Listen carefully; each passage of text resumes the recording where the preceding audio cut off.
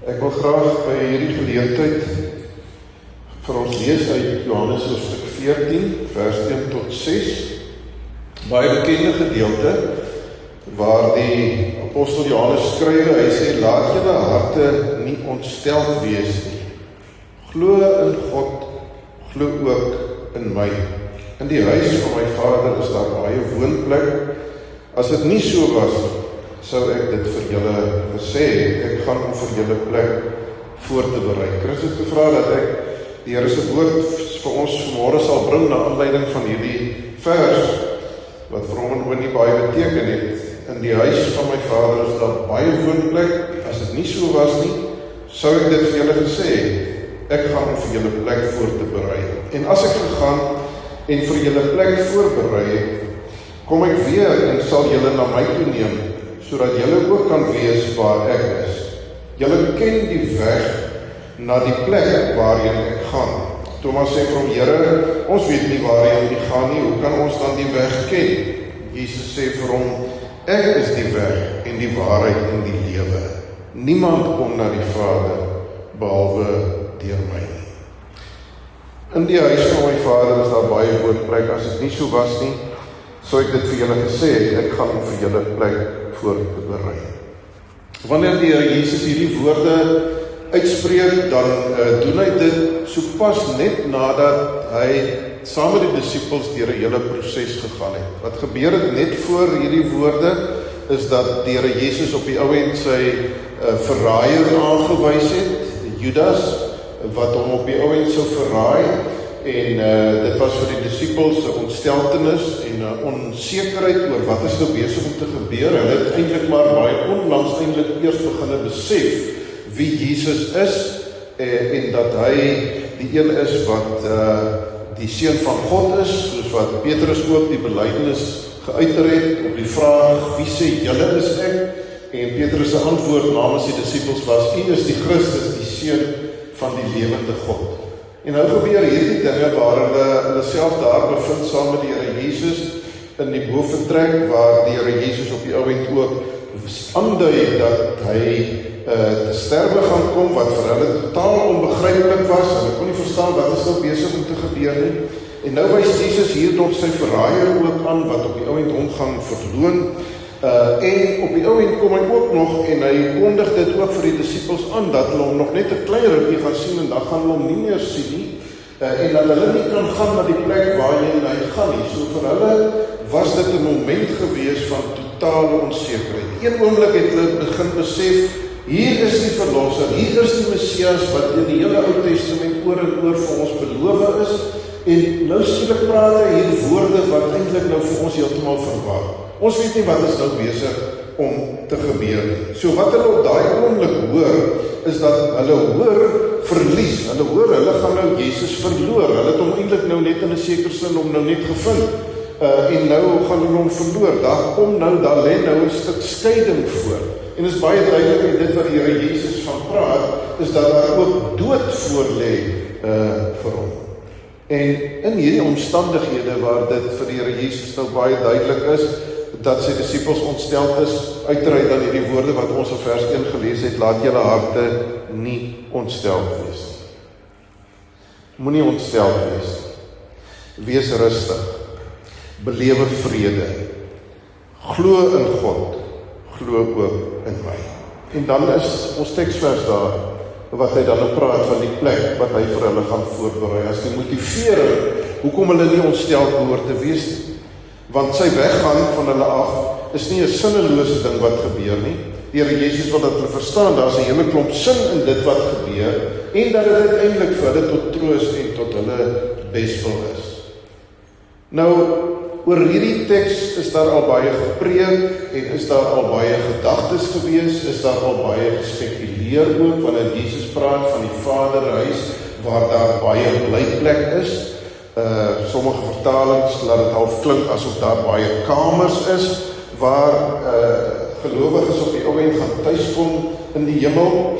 Maar in die konteks van hierdie skrifgedeelte wat Johannes hierdie woorde van die Here Jesus gebruik, is dit duidelik dat dit nie in die eerste plek probeer om vir ons 'n beskrywing te gee van hoe die hemel gaan lyk en wat in die hemel alles gaan gebeur nie. En dit is toch 'n vraag wat maar baie keer in ons gemoed is. Dit is vir ons gedagte wat vir ons vreemd is en wat ons nie altyd op die regte manier kan plaas en kan verstaan dit wat uiteindelik bedoel word wanneer daar van die hemel gepraat word. En hierdie vers is ook nie 'n vers wat nou vir ons regtig wil help om oor daai vraag wat baie keer in ons gemoed is oor presies hoe dit is in die hemel en wat alles daar gebeur om dit te probeer beantwoord. Hierdie vers, hierdie gedeelte wil vir ons help om bietjie dieper te kyk as om troos te vind daarin dat daar 'n plek is. Wat uit hierdie gedeelte na vore kom, is dat dit vir ons sê, dit is meer as 'n plek. Dit wat hierna gebeur, dit wat na die dood gebeur, wat ook vir elke mens voorlê, is meer as dat daar net 'n plek is. Dat daar 'n plek is, dit is uit die Bybel op baie verskillende maniere is dit duidelik. Hoe presies, dit weet ons nie. Maar dat daar 'n plek is, dit is duidelik. Maar waaroor dit in hierdie gedeelte gaan, is dit gaan oor meer as dat daar 'n plek is waar ons op die ou end sal wees. Waaroor dit in hierdie gedeelte gaan, is dat Johannes eintlik vir ons met hierdie woorde van die Here Jesus wil aantoon, dat die grootste ding is dat dit gaan op die ou end oor die teenwoordigheid van die Here Jesus Christus self. En die gemeenskap en die omgang wat 'n mens het met die Here Jesus Christus. So die troos is meer as dat daar net 'n plek is. Die troos wat Jesus hier sê, is nie net daar is 'n plek nie. Maar wat hy hier sê, is daar is 'n plek by die Vader.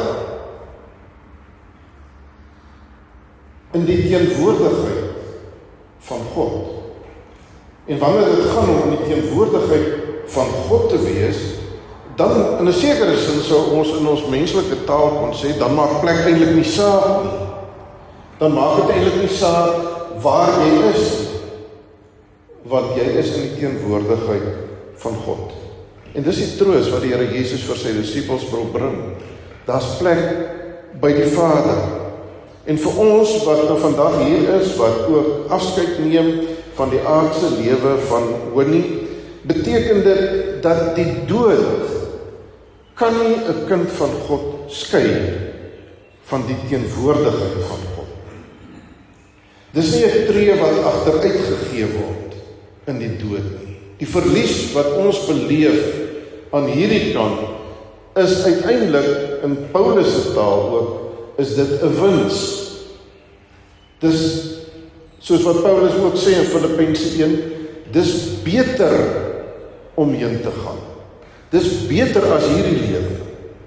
Want dan is daar 'n dieper belewing van God en van sy seun Jesus Christus. Dis wat Paulus sê. Hy sê in Filippense 1, hy sê om saam met Christus te wees is verreweg die beste.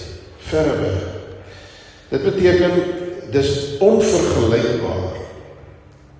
En vir ons is die dood altyd daardie leemte, daardie verlies. Dit is 'n verlies van die lewe. En ons wat so sukkel met hierdie dinge, daarom is dit ook so dat ons eintlik ten alle koste wil bly vasklou aan hierdie lewe. Ons wil graag self so lank as moontlik leef en so gesond as moontlik leef op hierdie aarde.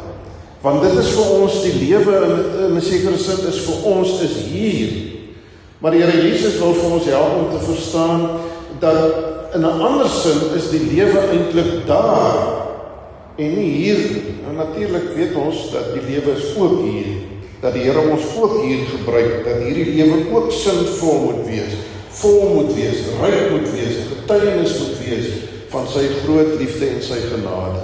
Maar hy wil vir ons help om te verstaan dat die eintlike lewe in 'n sekere sin nou nog voorlê aan die ander kant van die graf.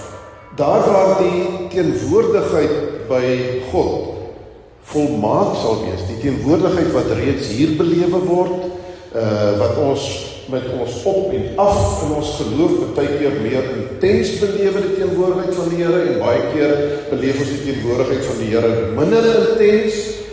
Dit wil die Here Jesus hê dat ons moet verstaan dat dit is in die volheid, dit is in die woonplek. Dit is, hy gaan om woonplek vir ons reg te maak. En daar's baie woonplek. Met ander woorde, dis ruim, dit is oop, dit is vir almal is dit daar, nie dat almal dit op die ou end kry nie, maar dit is oop, daar is baie woonplek. Nou, wanneer ons praat dan, Jesus praat nou hier in ons taal, want ons verstaan wat is 'n woonplek, dan wil hy eintlik daardeur vir ons 'n aanleiding gee, dat dit is 'n plek van veiligheid, dis 'n plek van rus, dis 'n plek van om te weet, ek hoort hier. Dit is soos 'n kind wat een keer jaar, of wanneer ook al, of baie keer is dit jare wat verbygaan, wat weer op die ou end kan teruggaan na die ouer huis, en om te weet dat ek gaan terug na my eie toe, ek gaan terug na dit wat eintlik aan my behoort, dit is waar ek groot geword het, dit is waar ek geleer het om veilig te kan voel, om gelukkig te kan voel met hierdie lewe. Dit is die plek waar die deur vir my oopstaan, waar ek weet, daar is vreugde by my ouers, wanneer ek daar gaan arriveer, dit is my woonplek. So Jesus gebruik hierdie terminologie, taal wat ons verstaan, wat nie noodwendig nou beteken dat dit altyd is wat ons in gedagte het nie, maar ons verstaan hierdie taal. Ons weet dat wanneer ons so praat, dat ons by ons woonplek op die ou end tuis kom, dat dit die teenoorgestelde is van afstand. Dit is juis 'n teken van nabyheid, van wees by ons ouers. So ek gaan vir julle woonplek voor te berei by die Vader, by julle Vader, waar julle in sy teenwoordigheid sal wees, in al sy volheid, al sy liefde op 'n volmaakte manier gaan belewe. So, die belangrike klem bly lê daarop, nie op die woonplek in die eerste plek nie, dit ook, ek het dit nou gesê, maar dit wil vir ons daai treetjie verder vat, dit wil vir ons help om te verstaan, dat dit eintlik die teenwoordigheid van die Vader is, dat om in sy teenwoordigheid te wees, saam met die Seun wat aan die regterhand, sy regterhand in die hemel is, soos wat die Bybel vir ons sê, dat dit eintlik die volheid is. Dit is nie verlate nie, dis die teenoorgestelde. Dit is om in die volheid van sy teenwoordigheid te wees, waar op geen manier dit meer heerliker kan wees. En daarom as ons dink ook aan Winnie, wat vir ons vooruitgegaan het, dan moet ons ook dit weet, dat in terme van dit wat die Bybel vir ons sê, sy ook tuis gekom het, dat sy gearriveer het, nie net by 'n plek nie, maar in die teenwoordigheid, die volle teenwoordigheid van die Vader. Ons beleef die teenwoordigheid van die Vader en die Seun en die Heilige Gees in hierdie lewe vanweë ons swakheid, beleef ons dit ten dele. Dit is maar gedeeltelik. Ons het maar so, kan ek maar amper dit so uitdruk, 'n effense idee van wat beteken dit om in die teenwoordigheid van God te wees. En baie keer is ons meer bewus daarvan. Daar's sulke oomblikke langs ons lewenspad, miskien in 'n erediens ergens, of miskien wanneer jy stil is met die Bybel, of wanneer jy in 'n noodsituasie was en dit word die Here gryp in daai situasie, dan is daar iets van 'n belewenis van die realiteit, die werklikheid van die almagtige God se teenwoordigheid, hy wat skepper van hemel en aarde is en alles gemaak het. Maar dan verloor ons dit ook weer. Dan raak ons ook weer besig met baie ander dinge in die lewe wat ons aandag en ons gedagtes en dikwels ook ons hart weglei van God en van sy teenwoordigheid. Maar dis hier in hierdie lewe. So dit wat in die lewe hierna gebeur, is dat daar is nie dan nou net nou en dan 'n belewenis van die teenwoordigheid van God. Want dan is dit die volmaakte wat aangebreek het volgens die Bybel. Dan is dit daardie wees in hierdie volle realiteit van die teenwoordigheid van God en sy seun Jesus Christus. En dis wat Paulus sê.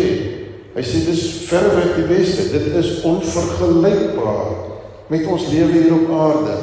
So daar hoef geen vrees te wees nie. Jesus sê gaan om vir julle plek gereed te maak.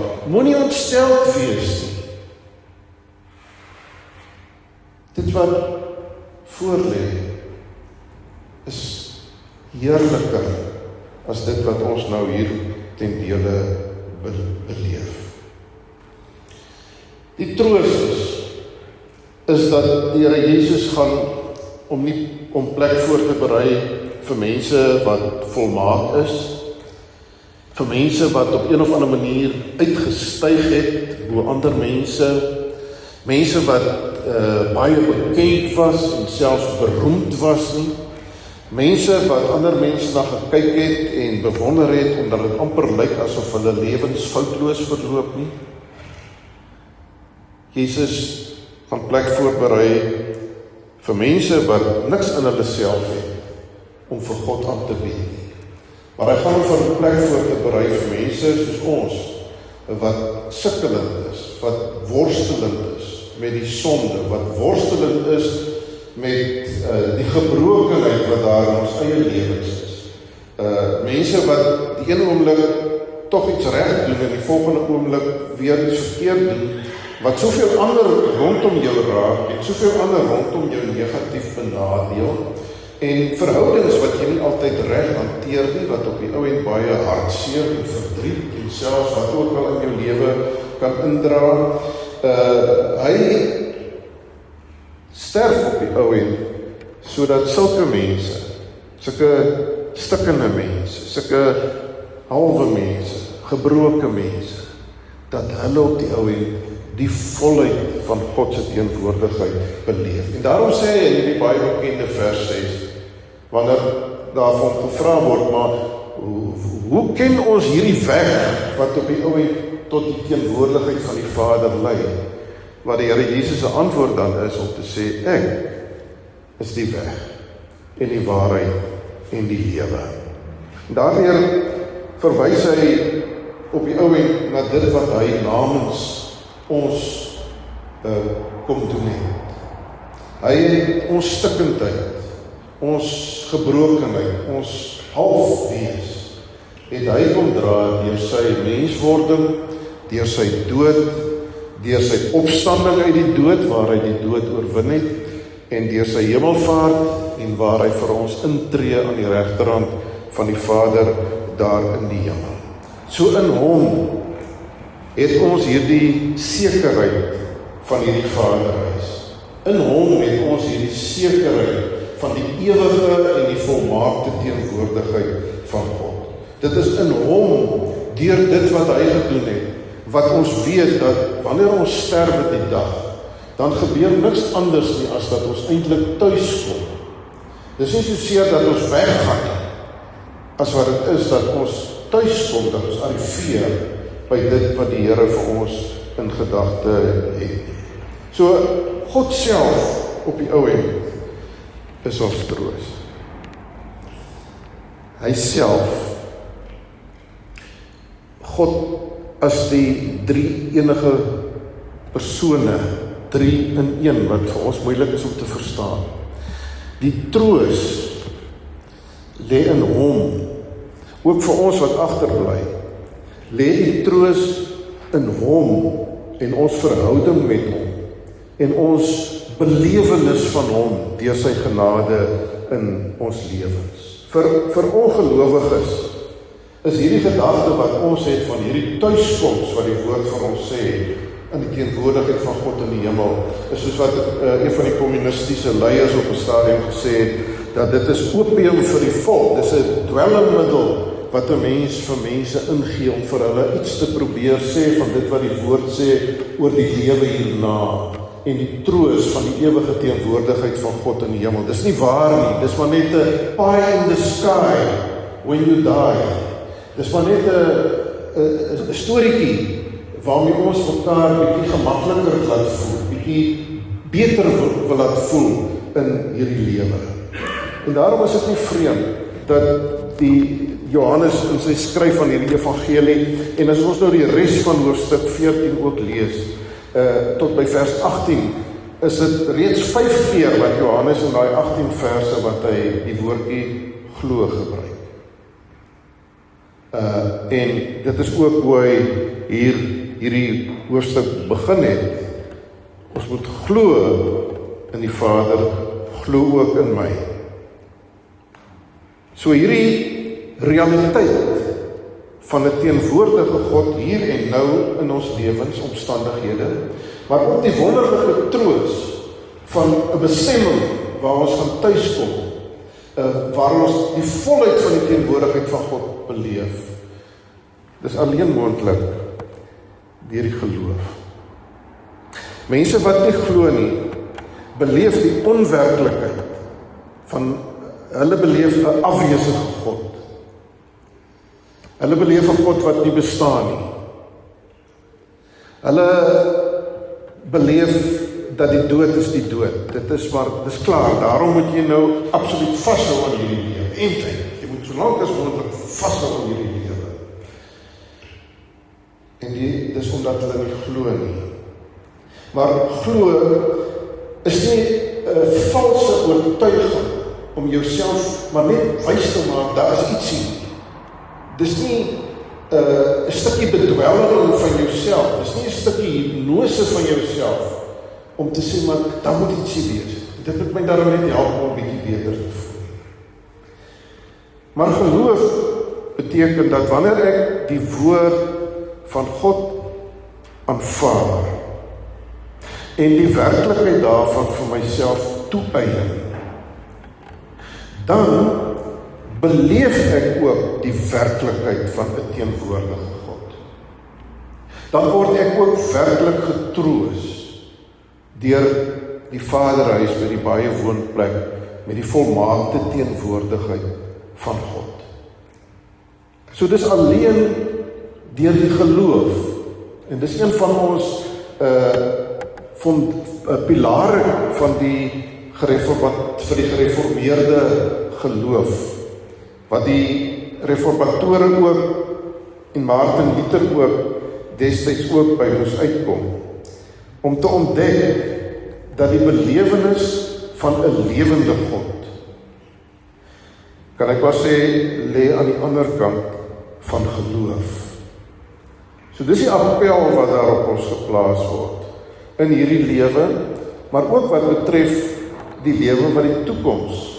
Dis ook die appel wat ons geplaas word, in terme ook van hoe nie se heen gaan, haar vooruitgaan vir ons, is om te glo dat hierdie woord waar is.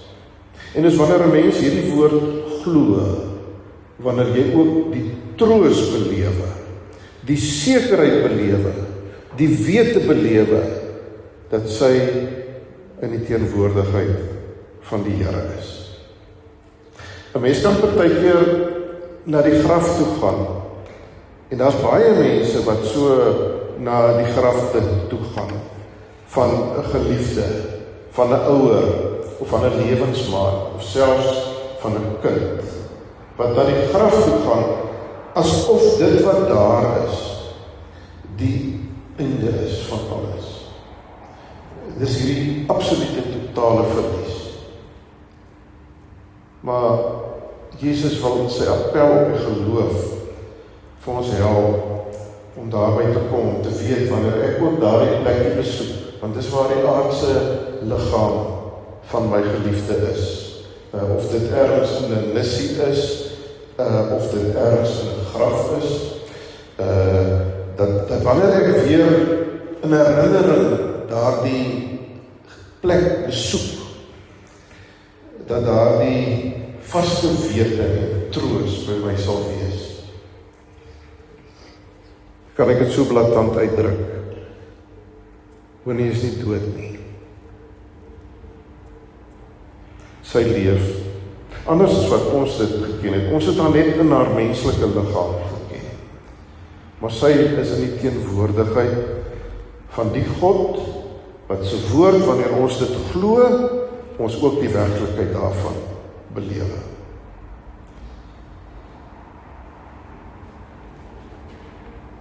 Die wonderlike ding is, dit eindig nog, want die Bybel praat van die wederkoms van die Here Jesus. En hy praat van die opstanding, wanneer die gees van die mens weer ook met die aardse liggaam verenig gaan word.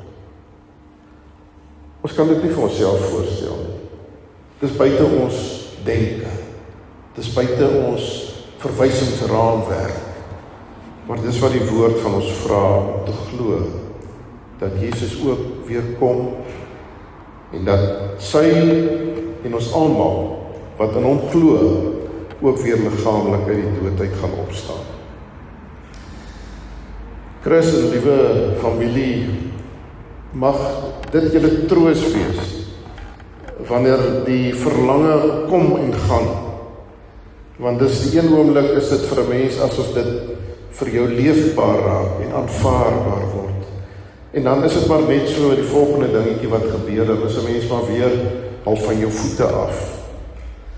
Mag die Here gee dat julle oor op oor weer in die geloof sal terugvlug in hierdie sekerheid wat die woord ook vanmôre vir ons kom gee.